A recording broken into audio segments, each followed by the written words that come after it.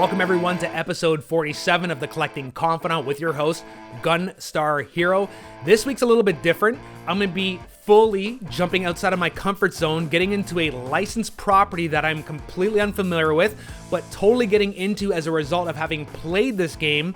We're going to be doing a request from my own fiance, who is a huge Doctor Who fan. We're going to be covering the physical release double pack of Doctor Who, Edge of Reality, and The Lonely Assassins, which came out in late 2022 for the Nintendo Switch, PS4, and Xbox One. We'll get into those buying options shortly, but essentially this is two games in one, and both games are completely different experiences. So we're going to get into each of them individually, some of the pros and cons of each.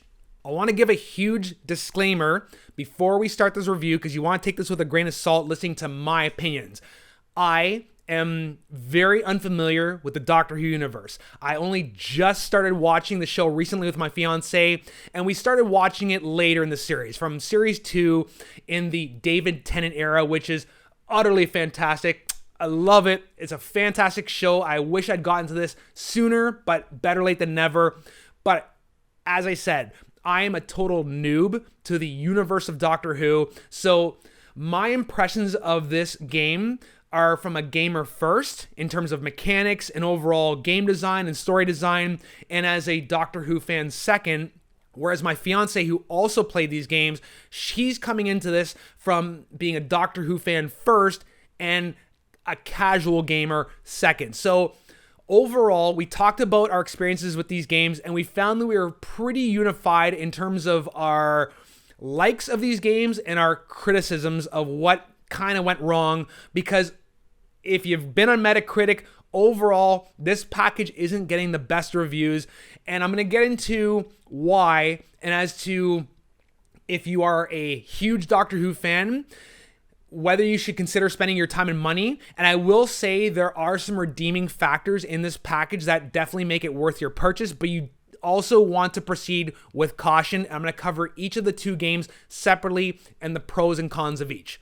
Okay, let's start with the first game, which is Doctor Who, Edge of Reality. Now, this one is a first-person adventure puzzle-based exploration game that is actually an expansion of a VR title that came out originally in November 2019 called Doctor Who, The Edge of Time. This was developed by Maze Theory and actually involved some of the talent who was involved in the Doctor Who television show. Most notably, the game itself is based around the 13th Doctor, which is played by Jodie Whittaker, and she actually is in this game, but was written by Gavin Collinson, who actually was a content producer during the David Tennant era. So he actually did work on the show and left the show around the time that Jodie Whittaker showed up to play the 13th Doctor. So he wrote the story for both Edge of Reality and The Lonely Assassins, which is the second game on this compilation. So from a lore perspective, it's pretty legit. I'd say Gavin ties the game fairly well into the lore of the series, albeit he does take some license with some of the lore, which, depending on how hardcore of a fan you are, you either may like in terms of where he takes the story, or you may hate in terms of how it does not conform to the lore. You be the judge of that. I'm not really the judge because, again, I'm pretty new to the story universe. What I'm going to review this game based on is its mechanics and overall design. So the setup is, again, this is a first-person, semi-open world exploration puzzle game where you play as the companion to the 13th Doctor, and the whole premise is that there is this reality virus that is threatening to destroy the universe. So now you have to traverse space and time over all these different locales, meeting up with different villains from Doctor Who lore, including the Weeping Angels, the Cybermen, and of course the Daleks. Yes, the mighty Daleks are in this game, and you're going to have to find these 3 Zyton crystals that the Doctor is going to have to use to try to restore order, and that's the basic premise. This game can be beaten in a few hours. It's not too long, doesn't take a lot of your time.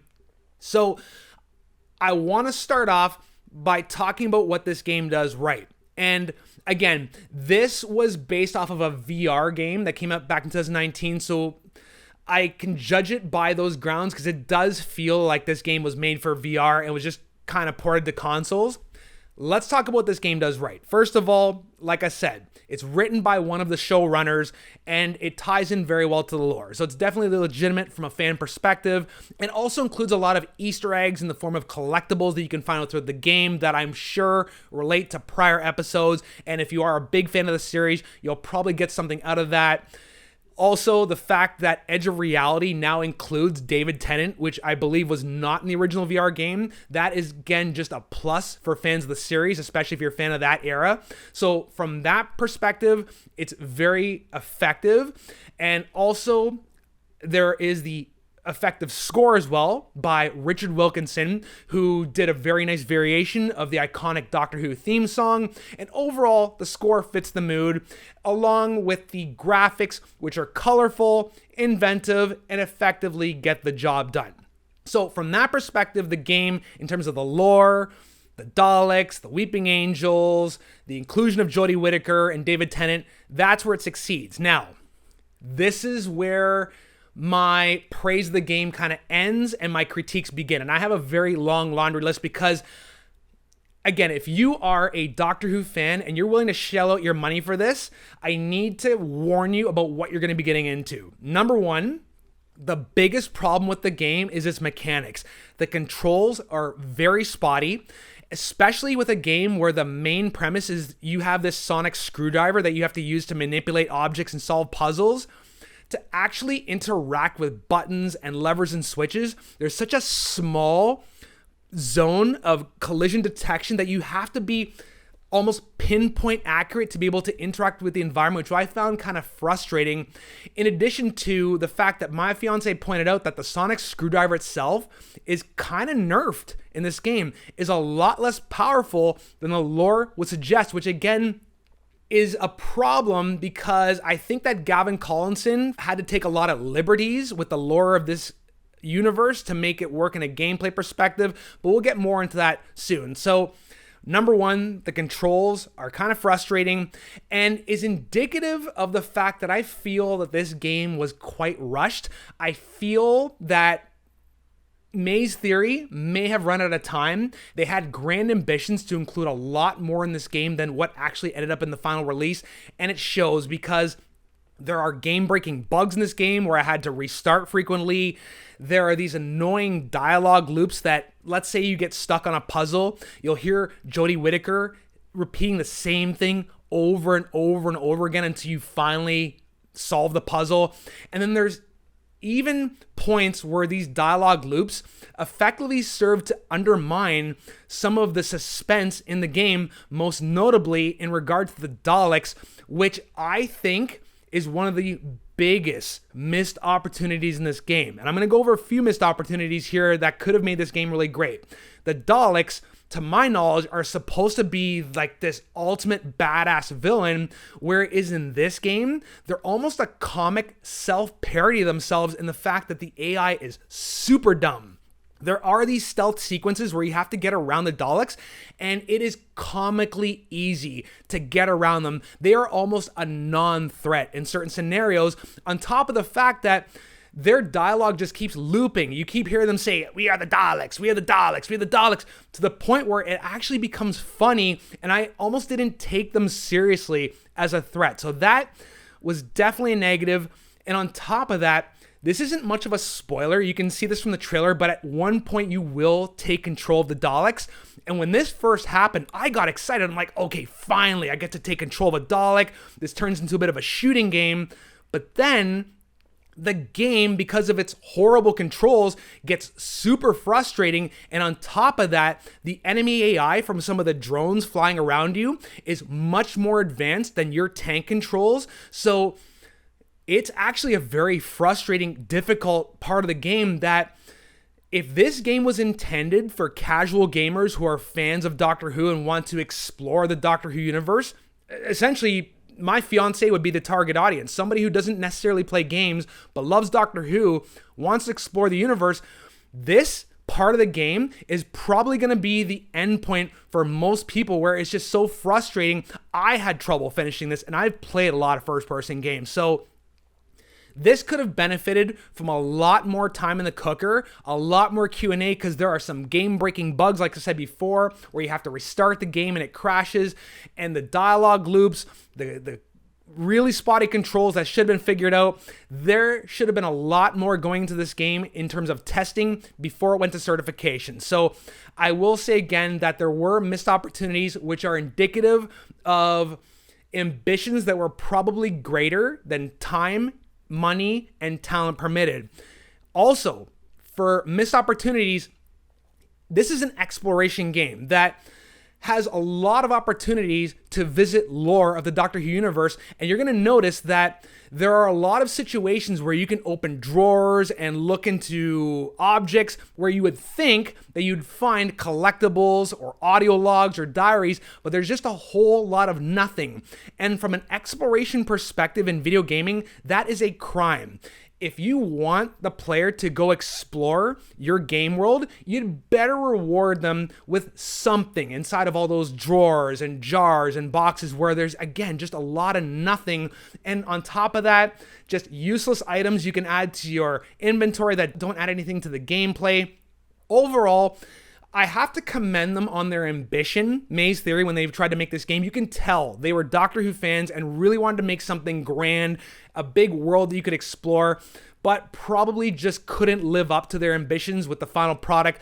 So overall, my recommendation, even though you can finish this game, there are game-breaking bugs. Overall, if you spend some time with it, maybe use a strategy guide, you will be able to see it through to the end and see some of the story sequences.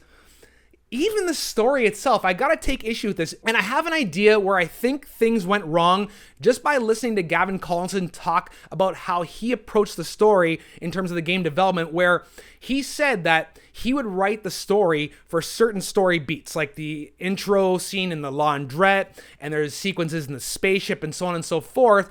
But after he wrote those sequences, he would also write below it, okay, insert gameplay here, and then write the next story sequence. So effectively, you'll get a whole bunch of story exposition during these cutscenes, but then a whole bunch of boring gameplay in between where not a lot happens in terms of exposition or story beats. So I think if he had just been more involved with the whole game development process rather than just kind of phoning in these story node scenes with gameplay in between, I think it would have been a more cohesive package. But overall, from a gameplay perspective, often it just kind of feels like you're just traversing, solving puzzles with not a lot happening in terms of story. And then unfortunately, when you do get to the story parts, a lot of the time it's done cheaply via voiceover, maybe from a loudspeaker or from a computer with not a lot going on the screen. So effectively, you're just sitting there for 5 to 10 minutes, staring into space, listening to the doctor talk or story details going on without any actual visual exposition, which from, again, a gameplay perspective doesn't quite work. So regardless, if you are a hardcore Doctor Who fan, this is definitely something to approach from a lore perspective if you need some more of a Doctor Who experience. But I will say approach with caution. That said, if you do want to buy the physical copy of the dual pack, it is available now from major retailers for the Switch, the PS4, and the Xbox One for about $30 US, but I've seen it for a lot less on Amazon. That said, it's not a total failure because there is another game on this compilation called The Lonely Assassins, which we'll get into in part 2, which is much better and has the effect of pretty much saving this package from being a total loss. Stay tuned, we'll get into that soon.